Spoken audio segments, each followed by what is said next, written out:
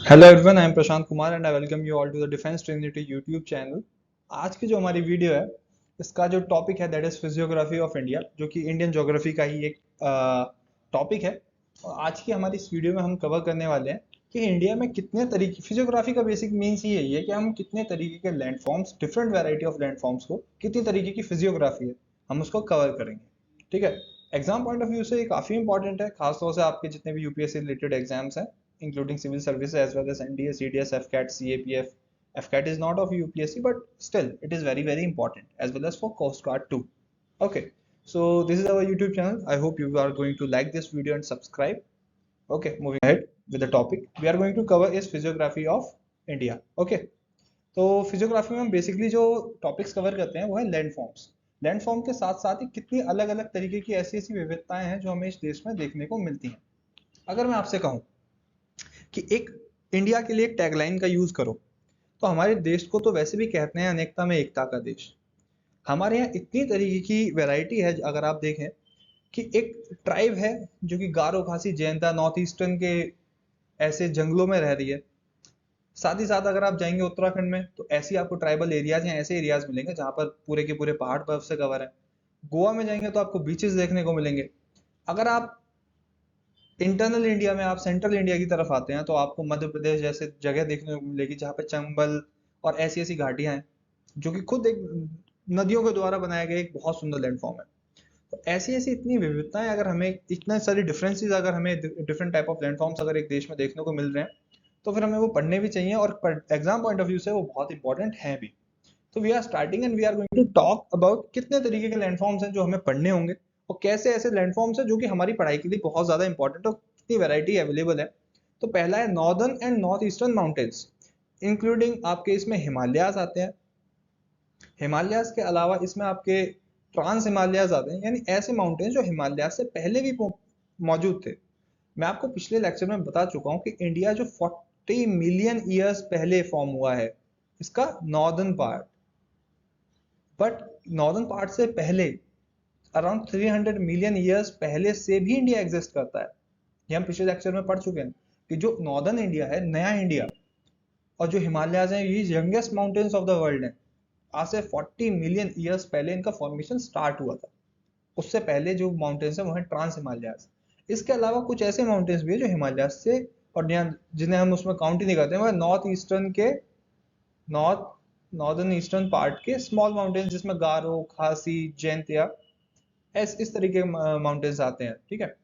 इसके बाद हम कवर करेंगे नॉर्दर्न प्लेन्स, कि कैसे जब नॉर्दर्न एरिया में हिमालयाज बने, जब हिमालयाज बने तो उन्होंने सर्टेन हाइट पे वहां पे ग्लेशियर्स का फॉर्मेशन हुआ, और जब गर्मियों का सीजन आता है तो वहां से ही वो आइस मेल्ट हुई, वहां से पानी पिघल कर प्लेन्स में आया, उन्होंने नदियों का रूप लिया, और उन नदियों ने कैसे जो इंडिया के प्लेन्स हैं, नॉर्दर्न प्लेन्स, उसमें डिफरेंट लैंडफॉर्म्स का फॉर्मेशन किया।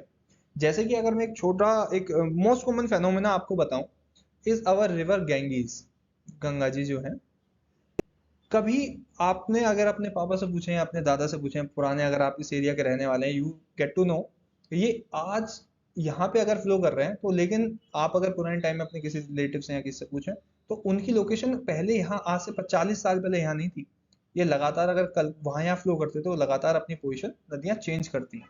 जब जब नदियां अपनी पोजीशन चेंज करती हैं तो अपने रास्ते में आने वाली हर एक चीज को डिस्ट्रॉय करती हुई जाती हैं, उसे प्लेन बनाती हुई जाती हैं। हिमालयाज के बाद हम सीधे सीधे प्लेन्स देखते हैं। उत्तराखंड के रीजन तक वी हैव हिमालयाज, उसके बाद सीधे यूपी, बिहार और झारखंड, ये एरिया, और मध्य प्रदेश, राजस्थान, ये सारे के सारे आपको प्लेन्स देखने को मिलते हैं। ये प्लेन बनाया किसने है? और यहाँ पर इतनी अमाउंट ऑफ रिवर्स नहीं है जितनी आपको यहाँ गैंगीज मिलेगी, यमुना मिलेगी, और नीचे फिर आपको चंबल, सोन, बेतवा, ये रिवर्स है। इन सारी रिवर्स ने मिलके इस एरिया को इवनली स्प्रेड आउट किया है, प्लेन्स बनाया है, जिसमें आज इरिगेशन होती है। फिर इसके बाद आता है आपका पेनिनसुलर प्लेट्यू। ये सारे लोकेशंस मैं अभी आपको मैप पे दिखाने वाला हूँ। इसके बाद आता है पेनिनसुलर प्लेट्यू। इस पेनिनसुलर प्लेट्यू की खासियत क्या है? सबसे पहले पेनिनसुला किसे कहते हैं? वो लैंड एरिया जो कि 3 साइड से ओशन से कवर हो। ये हमारा सदर्न पार्ट है इंडिया का। इस तरफ हमको बे ऑफ बंगाल मिलता है, इस तरफ हमको साउथ में इंडियन ओशन मिलता है, और अगर मैं वेस्टर्न पार्ट में जाऊं तो मुझे अरेबियन सी देखने को मिलता है। ये सुनो, ठीक है। तीन साइड से जिस लैंड फॉर्म को ओशन ने कवर किया हुआ हो उसे पेनिनसुला कहते हैं, द पेनिनसुलर प्लेट्यू। अब हम बात करें एक ऐसे प्लेट्यू की, ये वो एरिया है जिसकी अभी हम बात कर रहे हैं, जिसमें इंक्लूड है आपका Maharashtra, Karnataka, Tamil Nadu and Andhra Pradesh. In areas की हम बात करेंगे, इनको हम काउंट करते हैं द पेनिनसुलर प्लेट्यू में। और प्लेट्यू क्या होता है, इस बार एक छोटा सा मैं आपको एग्जांपल देता हूँ। प्लेट्यू इज ऐसा सरफेस, टेबल लाइक सरफेस। इसमें होता क्या है कि कुछ फॉल्ट आ जाने की वजह से इस एरिया के जो साइड का लैंडफॉर्म था वो डिस्ट्रॉय हो गया, इस साइड का लैंडफॉर्म डिस्ट्रॉय हो गया, ये एक टेबल लाइक सरफेस ऐसे ही खड़ा रह गया। और ये कोई छोटा मोटा लैंडफॉर्म नहीं होता, ये हंड्रेड्स ऑफ किलोमीटर का, हंड्रेड्स ऑफ किलोमीटर स्क्वायर का एरिया ये कवर करता है। साथ ही साथ इसी का ये एक छोटा सा एक ग्रुप होता है। और इस बार के एग्जाम में करंट अफेयर्स के लिए ये 2023 के हर एक एग्जाम में मोस्ट इंपॉर्टेंट है। वो क्या है कि एक करेवाज एक फॉर्मेशन होता है। इसी प्लेट्यू को अगर मैं छोटे स्केल पे बना दूं, और ये प्लेट्यू मेजरली रॉक्स का बना हुआ होता है, अगर मैं सॉइल का एक फॉर्मेशन करूं प्लेट्यू, और ये कुछ 5 से 10 किलोमीटर के एरिया में फैला हो, तो इसे कारेवास कहते हैं। ये कहाँ मिलता है, ये J&K में। पी वाई क्यू कह रहा हूँ, करंट अफेयर के लिए इतना इंपॉर्टेंट क्यों है? ये इतना इंपॉर्टेंट इसलिए है कि एक कारेवा को बनने में थाउजेंड्स ऑफ ईयर लगते हैं। और ये इंपॉर्टेंट इसलिए है क्योंकि कारेवा में ही सैफरन की सबसे ज्यादा खेती होती है। सैफरन जो उगाया जाता है वो कारेवा में ही उगाया जाता है, और जम्मू एंड कश्मीर में बहुत रैपिड स्केल पे कारेवास जो है वो एक्सप्लॉइट करे जा रहे हैं, वो बर्बाद हो रहे हैं कारेवास। वो उतना लैंडफॉर्म जो है वो कारेवास का एग्जिस्टेंस खतरे में है। इस वजह से सैफरन का कल्टीवेशन खतरे में है, और इस वजह से हमारे लिए एक इंपॉर्टेंट चीज है। और मोस्ट इंपॉर्टेंट पार्ट कारेवास जानना आपके लिए इसलिए इंपॉर्टेंट है क्योंकि वो एनसीईआरटी में मेंशन्ड है। इसके बाद हम द इंडियन डेजर्ट की बात करेंगे, और द ग्रेट इंडियन डेजर्ट बात करें तो इंडिया में एक डेजर्ट है, कहाँ, राजस्थान। ठीक है, we all know Thar desert,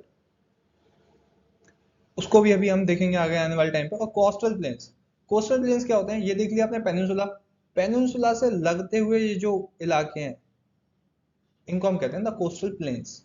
एकदम यहाँ पे तो माउंटेन्स हैं थोड़े थोड़े, यहाँ इसके पीछे ये जो एरिया है ये पूरा प्लेन है। ठीक है, यहाँ पे क्या मिला आपको, ये माउंटेन्स, ये प्लेन्स, और यहाँ प्लेट्यू।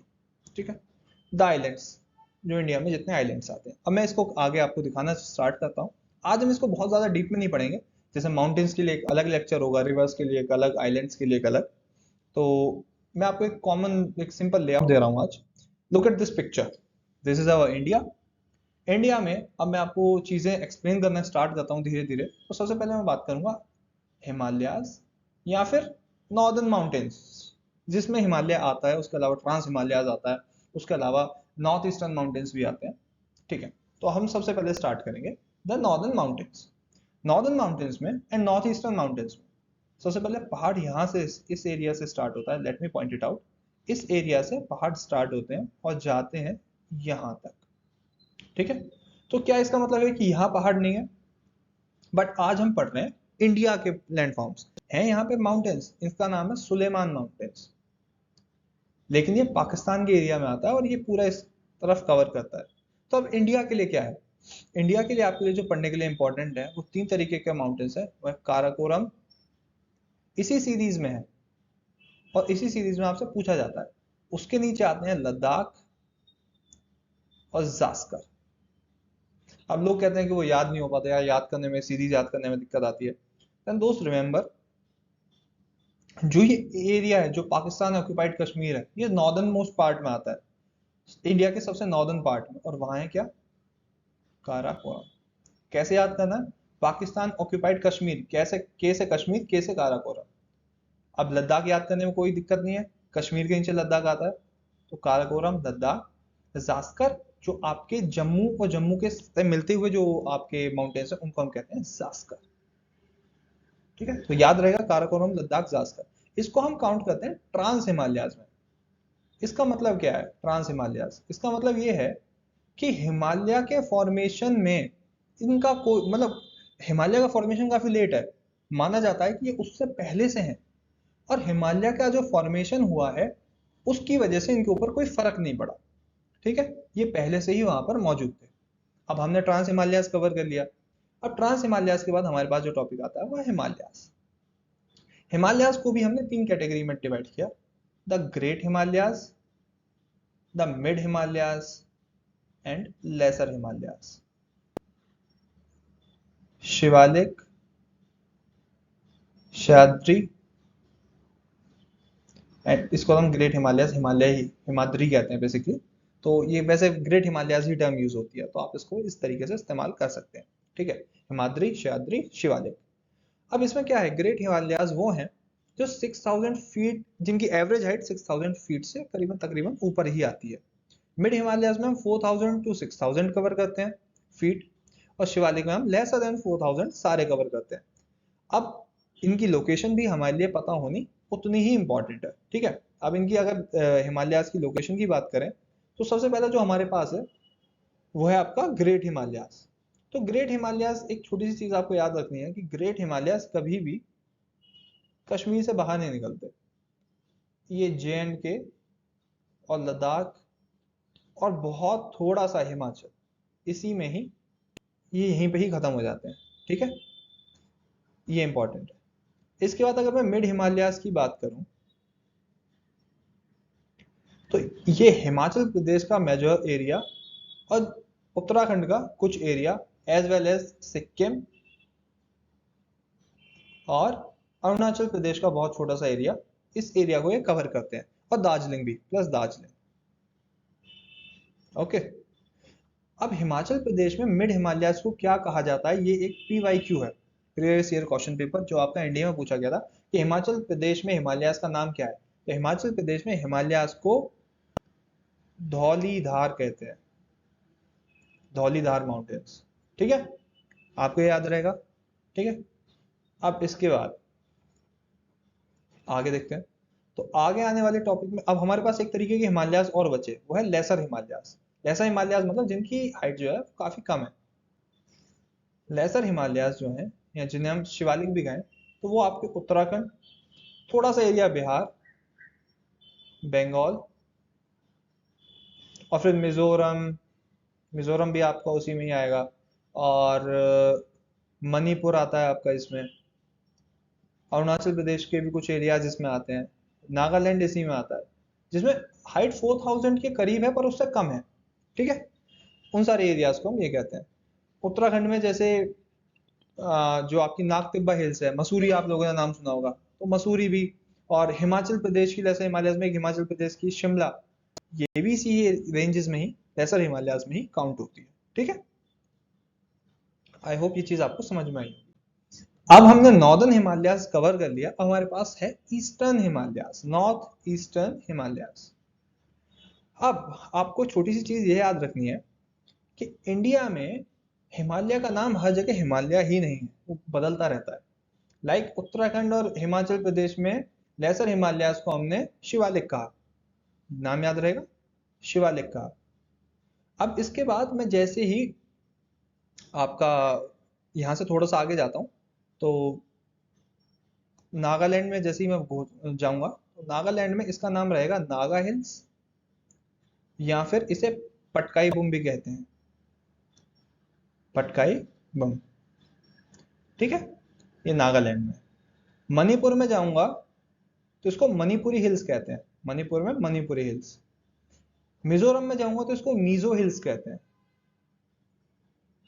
ठीक है, अगर मैं बर्मा जाऊंगा यानी म्यांमार, जो कि इंडिया में यहाँ पे ये जो नेशन है इसकी बात करूंगा, ये तो अपना अरुणाचल प्रदेश है, अगर ये बर्मा है इसकी बात करूंगा तो इसको यहाँ पे अराकान योमा कहते हैं, Arakan Yoma. I hope you understand this. ठीक है, अब इसमें क्या होता है, देखो दोस्तों, एक छोटी सी चीज आपको बतानी है। पहली बात तो मैं आपको रोल बताता हूँ हिमालयाज का। हिमालय का इंपॉर्टेंट रोल ये है कि ये साइबेरियन विंड्स, जो साइबेरिया, रशिया से चाइना, मंगोलिया होते हुए आती हैं, अगर मैं आपको बताऊं कि उन विंड्स का इम्पैक्ट क्या है, वो विंड्स इतनी डेसिकेटिंग है, मतलब इतनी कोल्ड है कि उनकी वजह से मंगोलिया जो है वहां वेजिटेशन बहुत कम है, इतनी ठंडी हवाओं में वेजिटेशन हो ही नहीं सकती। चाइना, चाइना का ये पूरा जो ये पोर्शन जो है ये डेजर्ट है, और आप लोग फ्यूचर ऑफिसर्स हैं तो यू शुड नो चाइना इतना क्लेम क्यों करता है तिब्बत के ऊपर। क्योंकि तिब्बत एक प्लेट्यू है, प्लेट्यू। और प्लेट्यू कैसा? कल्टीवेबल, ग्रीन, एकदम लश ग्रीन। तो अगर वो तिब्बत को छोड़ देगा तो उसके पास खाने के लिए क्या है? उसके पास फिर खाने के लिए कुछ भी नहीं है। उसके पास सिर्फ और सिर्फ 1/3 एरिया डेजर्ट बचता है फिर। इसी वजह से वो तिब्बत पे इतना क्लेम करता है। ठीक है, तो उसके लिए एग्जिस्टेंस की बात है तिब्बत। तो ये डेसिकेटिंग विंड्स जो साइबेरिया से आ रही हैं, हिमालय हमें उससे बचाता है। एज वेल एज कभी चाइनीज इन्वेजन इंडिया में फुल्ली पॉसिबल नहीं है, क्योंकि अगर चाइनीज एक बार इस एरिया को क्रॉस करके इस तरफ आ गए, आप एक चीज देखना, चाइना का जो एग्रेशन हमेशा आपको मिलेगा वो अरुणाचल प्रदेश में मिलेगा, क्योंकि यहाँ शिवालिक है। शिवालिक मतलब 4000 मीटर की हाइट, कि चाइना में रहकर इस एरिया पे कंट्रोल किया जा सकता है। बट इस एरिया में आप 6000 फीट की पहाड़ियां पूरी क्रॉस करके एक अलग नेशन में जाके उसे कंट्रोल कर सकते हो? आपकी कनेक्टिविटी इतनी खराब हो जाएगी। चाइना पाकिस्तान का अच्छा दोस्त क्यों है? क्योंकि मैंने क्या बताया, यहाँ सुलेमान रेंजेस हैं, बहुत पुरानी है, 4000 मीटर से नीचे की हाइट है। चाइना के साथ रिलेशनशिप पाकिस्तान के अच्छे हो सकते हैं, बट चाइना कभी इंडिया को कॉन्कर नहीं कर सकता, खास तौर से इस रीजन को। ये जो आपका नॉर्दर्न ये रीजन है, ईस्टर्न पार्ट नहीं, eastern part is easy to conquer, इसीलिए एग्रेशन भी वहीं है। चाइना डोकलाम में कुछ करेगा फिर पीछे हट जाएगा। सेम विद नाला पानी केस, तो वहां पर ये सब चीजें पॉसिबल नहीं है। इसी के साथ ही हिमालय के बारे में एक बहुत मजेदार फैक्ट मैं आपको ये बताता हूँ कि आपने आइलैंड्स का नाम सुना होगा, अंडमान एंड निकोबार। तो हिमालयन रेंजेस के बारे में मजेदार चीज ये है कि हिमालय यहाँ से शुरू होता है, कश्मीर से।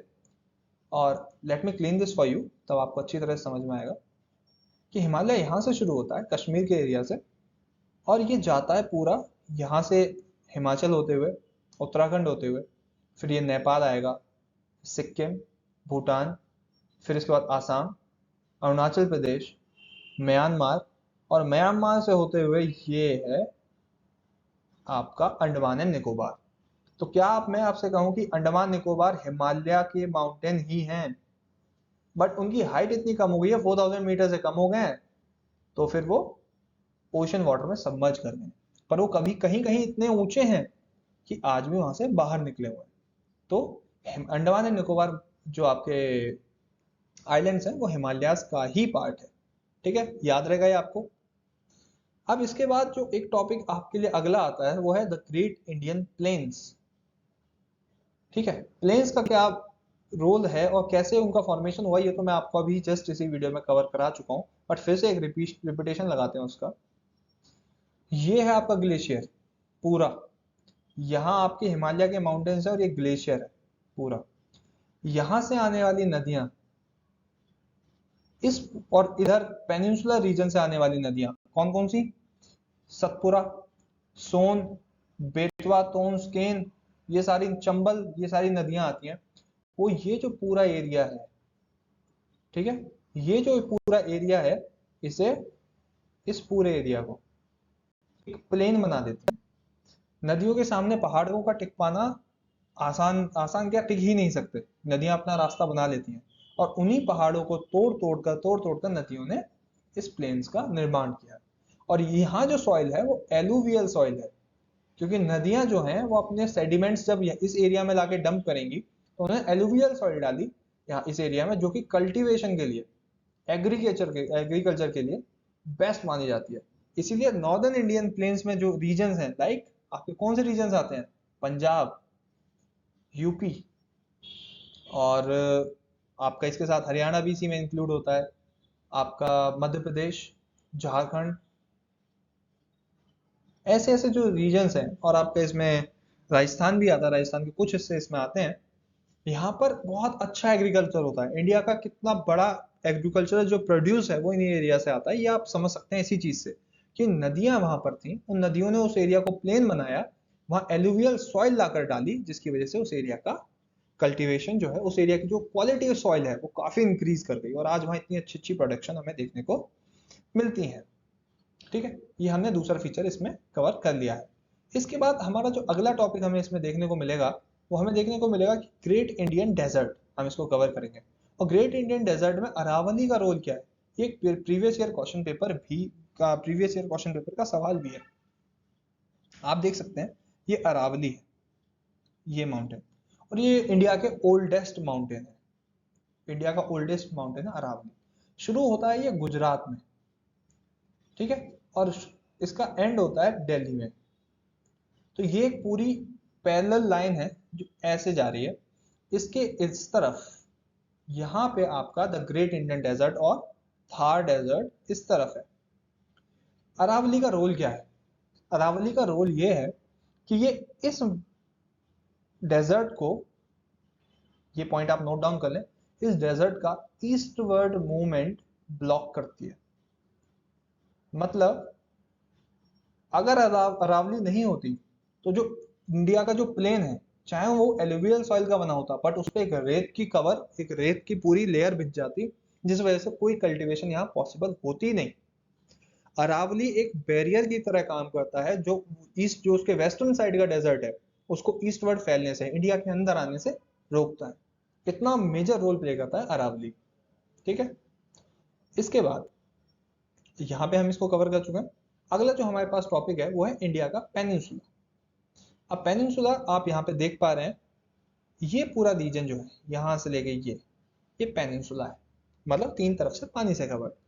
पानी कहाँ कहाँ का है वो मैं आपको बता चुका हूँ, बे ऑफ बंगाल, ये इंडियन ओशियन है, इंडियन ओशियन, और ये अरेबियन सी है, ठीक है। तीन तरफ से पानी से कवर्ड है। इसमें आप देख सकते हैं, कोस्टों की बात करें अगर मैं आपको बताऊं कि ये कौन कौन से स्टेट्स हैं, गुजरात है। गुजरात सबसे बड़ी बाउंड्री शेयर करता है ओशियन के साथ। अगर आपसे वन लाइनर सवाल आए कि कौन सा ऐसा स्टेट है जिसकी जो बाउंड्री है वो ओशियन के साथ सबसे ज्यादा शेयर होती है, तो वो है आपका गुजरात, ठीक है। ये आपका एक पीवाईक्यू भी है, बट उसमें और बाकी सारे स्टेट्स के बारे में भी पूछा गया था, नॉट जस्ट गुजरात। तो ये है आपका पेनिनसुला। अगर मैं आपको ड्रॉ करना पड़े, आपको दिखाना पड़े, तो दिस ट्राइंगुलर रीजन, ये सॉरी, दिस पूरा ट्राइंगुलर रीजन इज पेनिनसुला, ठीक है। आई होप आपको ये समझ में आया होगा। अब इसके बाद बात करते हैं कोस्ट की। तो इंडिया में दो कोस्ट है, east coast and west coast. Obvious reasons, west coast west वाला पार्ट होगा, ईस्ट कोस्ट ईस्ट वाला पार्ट है, ठीक है। बट हमारे लिए इसमें काम की जो बात है, जो बहुत जरूरी है हमारे लिए याद करनी, कि ईस्ट कोस्ट और वेस्ट कोस्ट की जो क्वालिटीज हैं वो सिमिलर नहीं है। आप देखेंगे कि अंग्रेज जब जो ब्रिटिशर्स इंडिया में आए थे, और उसके बाद का जो डेवलपमेंट हुआ है पोर्ट सिटीज का, पोर्ट सिटीज मतलब कि जहां बंदरगाह बनाए गए, वो सारा का सारा ईस्ट कोस्ट पे बनाया गया, वेस्ट कोस्ट पे इतना देखने को नहीं मिलता। ऐसा क्यों? ऐसा इसलिए, एक छोटा सा रीजन मैं आपको यहाँ पे याद करा रहा हूँ, बहुत इंपॉर्टेंट रीजन है, कि इंडिया का जो कोस्ट है वो टिल्टेड है, ऐसा हल्का सा टिल्टेड है। वेस्टर्न साइड जो है वो ऊंची है, इसका एलिवेटेड है, मतलब यहाँ माउंटेन्स की हाइट ज्यादा ऊंची है, यहाँ कम है। तो जितनी भी, सॉरी फॉर द डिस्टर्बेंस, जितनी भी आपको यहाँ पे नदियां मिलेंगी वो सारी की सारी आपकी ईस्टवर्ड फ्लो कर रही हैं। क्यों? क्योंकि पेनिनसुला का जो टिल्ट है वो भी इसी तरफ है। अगर पेनिनसुला का टिल्ट इस तरफ है तो नदियां भी इसी तरफ आपकी फ्लो कर रही हैं। एक्सेप्शन है दो नदियों का सिर्फ, एक नर्मदा और एक तापी। ये दो नदियां ऐसी हैं जो कि वेस्टवर्ड फ्लो कर रही हैं, और कुछ छोटी, बहुत छोटी नदियां जो हैं वो आप केरला की भी हैं, केरला की कुछ नदियां हैं जो वेस्टवर्ड जाती हैं, गोवा की कुछ नदियां हैं जैसे मंजुली है, और एक दो नदियां वो हम रिवर सिस्टम में कंप्लीट करेंगे, उनको अभी नहीं पढ़ेंगे। तो ये कुछ नदियां जो वेस्टवर्ड जाती हैं, बट जो मेजर बड़ी नदियां हैं सारी की सारी, कृष्णा, कावेरी, साबरमती, साबरमती कह रहा हूँ, सॉरी, कृष्णा, कावेरी, पेरियार, ये सारी की सारी आपकी वेस्टर्न जो है, सॉरी, ईस्टर्न नदियां हैं, ईस्ट की तरफ जाके ओशन में, मतलब बे ऑफ बंगाल में जाकर मिलती हैं। अरेबियन सी में दो मेजर नदियां हैं, नर्मदा और तापी। अब इन नदियों ने किया क्या? इन नदियों के फ्लो की वजह से इस तरफ गई, तो इन्होंने यहाँ जो ये कोस्ट है, इस कोस्ट को, कि इन माउंटेन्स को तोड़ना शुरू किया, तोड़ना शुरू किया। सपोज ये एक माउंटेन है और मैं इसे तोड़ दूं इतने पीस को, ओशन यहाँ तक चला जाए, तो क्या ये नेचुरल बंदरगाह नहीं बन गया? अब शिप्स यहाँ तक आएंगे, यहाँ डॉक हो जाएंगे, और सारा सामान देश में अंदर चला जाएगा। पहले तो पहाड़ों की वजह से कुछ हो ही, सोचो अगर यहाँ बीच है, मैं यहाँ पे अपनी शिप रोकूं, इस पहाड़ से पूरा उधर जाऊं, दिक्कतें हैं ना। अब क्या है, जैसे ये सपोज ये तोड़ा, अब शिप पूरा यहाँ तक जाएगा और अंदर अच्छे से डिस्ट्रीब्यूशन स्टार्ट हो जाएगा गुड्स का, ट्रेड इजी हो जाएगा। तो इसीलिए इंडिया का ईस्ट कोस्ट, ये यूपीएससी सिविल सर्विसेज एग्जाम का मेंस का सवाल भी है, इंडिया का ईस्ट कोस्ट ज्यादा डेवलप्ड है वेस्ट कोस्ट के कंपैरिजन में। वेस्ट कोस्ट के पास सिर्फ कुछ सिटीज हैं जो कि बहुत अच्छी डेवलप्ड हैं, बट पूरा अगर हम रिलेटिवली कंपैरिजन की बात करें तो east coast is far more developed than the west coast. ठीक है, अब कोस्ट की बात करें तो इस पूरे के पूरे जो ईस्ट कोस्ट है, ईस्ट कोस्ट का जो नाम है उसका नाम है कोरोमंडल कोस्ट। ठीक है, तो समझ में आ रही है? आई होप आपको समझ में आ रहा होगा। ईस्ट कोस्ट का पूरा का नाम है कोरोमंडल कोस्ट। वेस्ट कोस्ट जो है उसको हम ब्रेक करते हैं, ठीक है, फ्रॉम गुजरात टू गोवा। ठीक है, इसको हम बोलते हैं Konkan coast. And from Goa to Kerala हम इसे कहते हैं Malabar coast. Malabar coast. I hope ये आपको समझ में आया होगा।